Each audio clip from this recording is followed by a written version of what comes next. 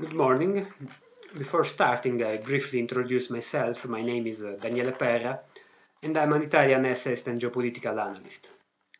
I currently work for the Italian magazine of geopolitical studies, Eurasia, and I cooperate with CESEM, Center for Eurasian and Mediterranean Studies, and with the publishing house Under Edizione.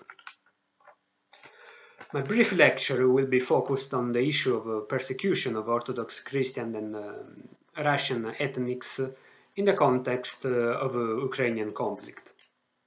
A conflict that, as we know, started as a civil conflict, even if there were, from the very beginning, some evident geopolitical implications.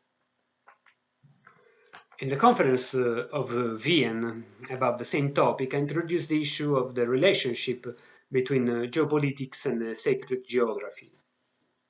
And I stated that the first one, that geopolitics, is somehow a direct descendant of the second one, of sacred geography.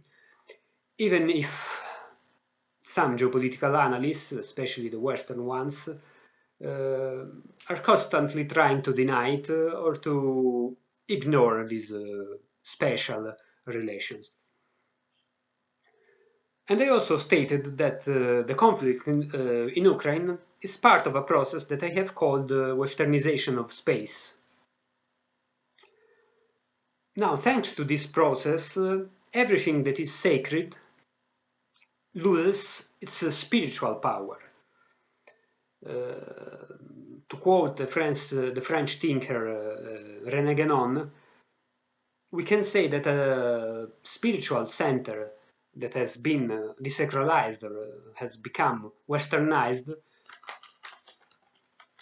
starts spreading malignant influence. A clear example in this regard are the Vatican in Rome or the Patriarchate of Constantinople, which has been bought by Washington with the US dollars. In other terms, we can say that everything that is holy becomes unholy. We have already witnessed the process of the desacralization of space in the Balkans in the 90s.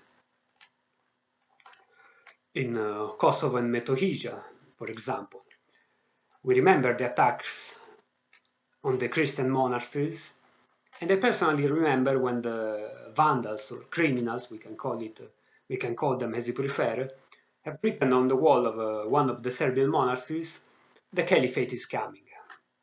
As we know, in Kosovo, the terrorist entity known with the name of Daesh has its training camps very close to the NATO military bases.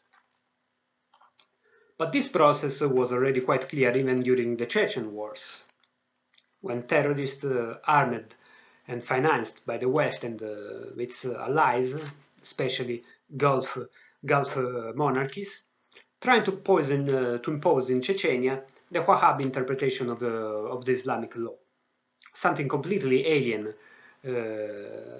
from the traditional Islam of Chechen people.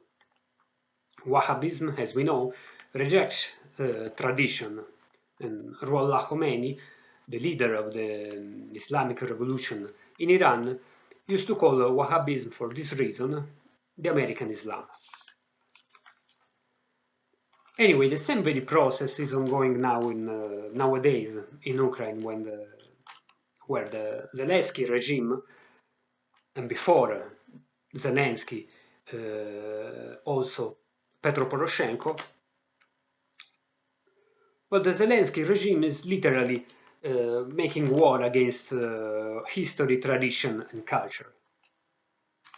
The government is confiscating properties of the Ukrainian Orthodox Church, the branch under the patronage of Moscow Patriarchate, and it is reassigning these properties, when they are not destroyed, of course, to its new proxy church. So it is a form of cultural cleansing and not only ethnic cleansing. By the way, Kiev is also violating its own constitution, which ensures religious freedom. This is a process that now is ongoing many years. There are evident proofs. I remember, for instance, the speech of Petro Poroshenko when he said that the children of Donbass will live their lives in fear and in the shelters, trying to protect themselves from the bombs of the Ukrainian armed forces. I suggest in this regard to watch the French documentary Donbass by the journalist Anne-Laure Bonnet.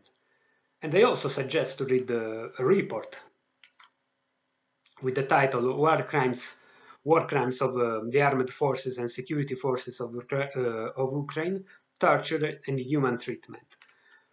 A report that has been produced and written and produced by the Organization of Security and Cooperation in Europe, so not exactly a Russian institution. In this report, we can read the information collected gives ground to believe that the Ukrainian armed forces, the National Guard and other military units of the Ministry of Interior systematically and on purpose violate the Article 3 of the European Convention of Human Rights. The extent to which torture is being used and the fact that this is done systematically prove that torture is an intentional strategy of the said institution authorized by their leadership. Furthermore, the report describes all the ways that the Ukrainian security forces used for torturing people from Donbass, and not only from Donbass, also Russian ethnics in general, which we can find them in Odessa region, in Kherson region, in all the southern and eastern part of Ukraine. So these ways are intimidation, beating, burning, and so on, and it is also quoted the use of the so-called bandagist garrote, a tool for literally strangling people.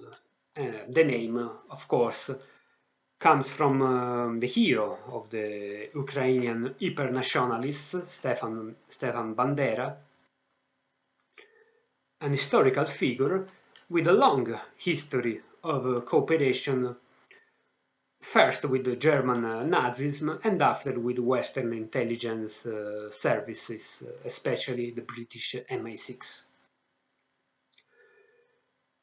The members of the Inglorious Idar and Azov Battalion, of course, are accounted as the perpetrators of many of these crimes. About the Azov Battalion, and I also finish here my intervention, I would like to present a short example. They call themselves neopagans. And we have seen the video that they have spread where they celebrate the winter solstice. A very creative video. Some people compared this video with the Nazist propaganda movie of Leni Riefenstahl, The Triumph of Will. Well, in my opinion, the video was much more similar with the propaganda video of Daesh, of the so-called Islamic State. Why? Because both of them, Azov and Daesh, they share the same owner and also the same style of filming, actually. I said that they share the same owner because they are both tools of Atlantism. Thanks for your attention and for giving me, of course, the possibility to participate in such an important event.